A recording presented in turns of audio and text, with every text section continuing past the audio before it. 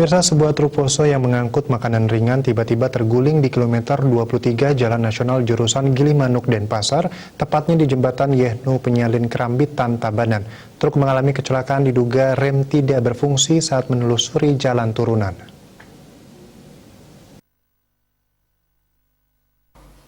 Menurut petugas kepolisian, kejadian sekitar pukul 06.00 WITA saat melintas di Jalan Nasional jurusan Denpasar Gilimanuk, tepatnya di kilometer 23 Jembatan Yehnu Penyalin. Truk yang memuat 7 ton makanan ringan ini melalui jalan turun tajam dan menikung ke kiri. Diduga rem tidak berfungsi dengan baik, tiba-tiba truk melaju cukup kencang, oleng dan rebah ke sisi kiri. Akibatnya sopir truk Maksum dan kernetnya Jailani asal Banyuwangi mengalami luka lecet dan dirujuk ke Rumah Sakit Umum Daerah Tabanan.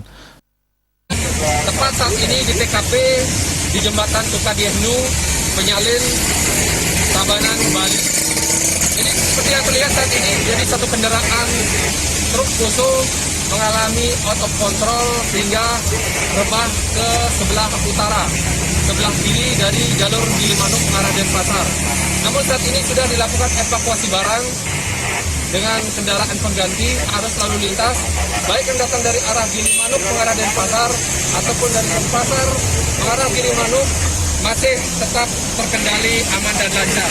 Semuanya untuk tetap selalu berhati-hati, jaga jarak, patuhi rambu-rambu lalu lintas. Raiswantaro, Bali TV.